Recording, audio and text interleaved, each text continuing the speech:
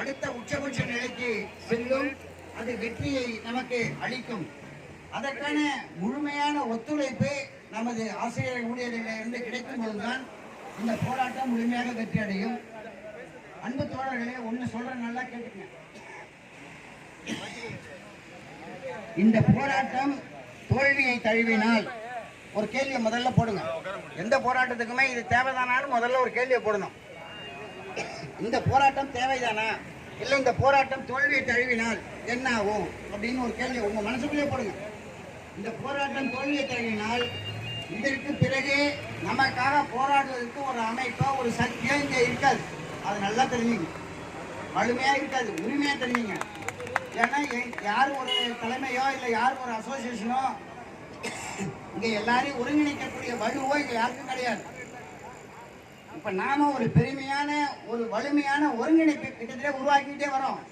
இந்த 10 நாட்களாக நாங்கள் கஷ்டப்படுகிறோம் என்றால் இந்த 10 நாட்களுடைய பலன் இந்த வேகாத வெயிலில் நீங்கள் இன்று ஒரு நாள் இங்கே வந்துவிட்டு செல்கிறீர்கள். ஆனால் தலைவர்களாக இருக்கிற குமரவேல் ஆகட்டும், சகோதரர் துரையாகட்டும், சகோதரர் காமராஜ் ஆகட்டும், மற்ற முக்கியமான தலைவர்கள் இந்த இடத்தை விட்டு ஒரு இம்மி கூட நகரல. அப்படி நகர்ந்தோம்னா அது காத்திருப்பு போராட்டமா இருக்காது. உண்மையான போராட்டம்னா அந்த காத்திருப்பு போராட்டம்னா அங்க காத்திருக்கிறோம். அப்படிப்பட்ட தலைவர்களாக நாங்கள் இருக்கிறோம். எல்லா தியாகத்துக்கும் தயாராக இருக்கிறோம். நண்பர் குமரவேலுக்கு வாயெல்லாம் வந்து போச்சு, வயிற்றுலாம் புண்ணு வந்துருச்சு, சாப்பிட முடியல. அவரோட வேதனை அவருக்கு. சாருக்கு சளி பிடிச்சிருச்சு, இருமல், தலை கொத்துருச்சு, தலை வலிக்குது, தொண்டையை வலிக்குது, ஒன்றும் செய்ய முடியல. வயசான காலத்துல அவர்கள் இங்க நிற்கிறாங்க. வயசான ஓய்வூதியர்கள் பார்த்தீங்கன்னா நேற்று முந்தா நாள் ஒரு சகோதரர் இறந்து போயிட்டார். காக்கா கலையப்பெருமாள் அவர்கள் இந்த போராட்டம் வந்து உட்கார்ந்து இந்த 3 மணி நேரத்தில் போனார். அப்பயே அவர்கிட்ட ஏன் சார் ஏன் கேட்டு போய்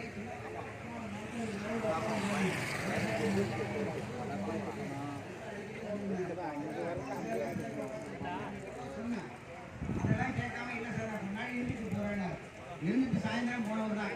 அவருக்கு ஏற்பட்ட மன உளைச்சல், அவருக்கு ஏற்பட்ட அந்த அழுத்தம், இது வயசான காலத்தில் ஏற்படுற எல்லாருக்கும் உள்ளது. ஆனால் பாவிகளா நமக்கு மணி கொடுக்கலையே, எவ்வளோ காலமாக போராடுறோம், 12-13 வருஷம் ஆயிடுச்சு ரிட்டையர்ட் ஆகி, நமக்கு இன்னைக்கு கிடைக்கலையேங்கிற அந்த வேதனை மன உளைச்சலோடு போய் படுத்திருக்காரு. பார்த்தீங்கன்னா நைட்டு என்னாச்சுன்னு தெரியல, ஹார்ட் அட்டாக் மாதிரி வந்து ஓபி கூப்பிட்டு போயிருக்காங்க. அங்கே முடியாமல் கடல் பாண்டிச்சேரி கூப்பிட்டு போயிருக்காங்க, அங்கே முடியாமல் இறந்துட்டார். அந்த தோழர்கள் உண்மையிலுமே மிகப்பெரிய நமக்கு மன வருத்தத்தை ஏற்படுத்துது. நாளைக்கு தான் சொன்னேன், ரொம்ப முடியாத வயதான தோழர்கள்லாம் தயவு செய்து வராதிங்கன்னு கூட நான் சொல்லிட்டேன். ஏன்னா இல்லை சார் நாங்கள் வருவோம் தான், எங்களுக்கு இந்த சாவுன்னு ஒன்று நிகழ்ந்தா இந்த வளாகத்திலே நிகழ்விட்டோம் அப்படிங்கிற உறுதியோடு வந்துட்டு இருக்காங்க. என்னால் கண்ட்ரோலும் பண்ண முடியல அவங்க. அப்படியெல்லாம் இந்த ஓய்வூதியர்கள் இங்கே வந்து களத்தில் நின்று களமாடுறாங்க. இன்னைக்கு நம்ம காலமுறைன்னு சொல்லியிருக்கோம்.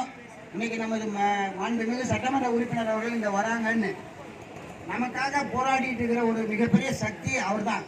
சட்டமன்றத்தில் கவன ஈர்ப்பு தீர்மானம் கொடுத்திருக்காரு.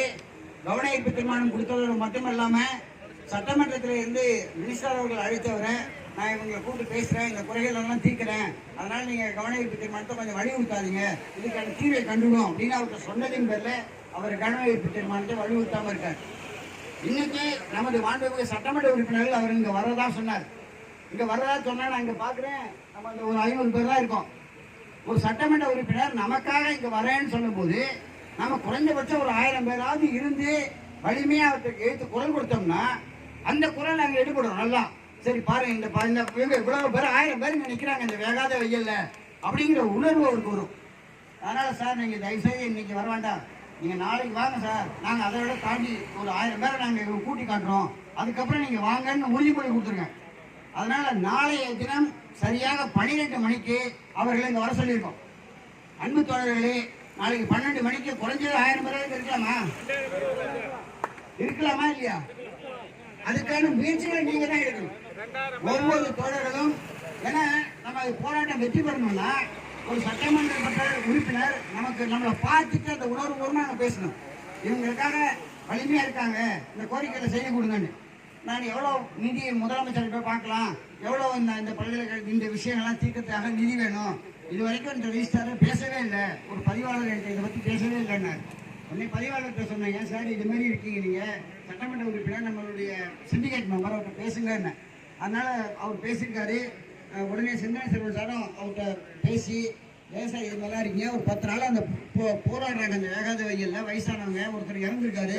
அப்படியான சூழலில் நீங்கள் இது சம்மந்தமாக நடவடிக்கை எடுக்கணுமா இல்லையானோடனே அவரை நல்லா திட்டி விட்டுருக்காரு. உங்களுக்கு எவ்வளோ நிதி தேவை, இது சம்மந்தமானதெல்லாம் சொல்லுங்கள், நான் முதலமைச்சரோட கவனத்தை எடுத்துக்கொண்டு அதை பேசுகிறேன்னு சொல்லியிருக்காரு. அவருக்கு நான் என்னன்னு பார்த்து ரெடி பண்ணுறேன்னு சொல்லியிருக்காங்க. இப்போ அதோட மட்டும் அவர் நிற்கல. அடுத்த கட்டமாக இன்னைக்கு நம்ம பேசின உடனே திரும்பி அவர் மினிஸ்டர்கிட்ட பேசியிருக்காரு. அதுக்கப்புறம் அந்த உயர்கல்வித்துறையோட செயலாளர் அவரோட பிஏட்ட பேசியிருக்காரு. அதுக்கப்புறம் நம்மளுடைய கன்வீனர் காலத்திட்ட உடனே பேசியிருக்காரு. இன்னைக்கு நம்ம மாவட்ட கலெக்டர்கிட்ட போய் நேரடியாக அவர் பேச போறாரு. மாவட்ட கலெக்டர் பேசி இது சம்பந்தமாக அந்த கோரிக்கைகளை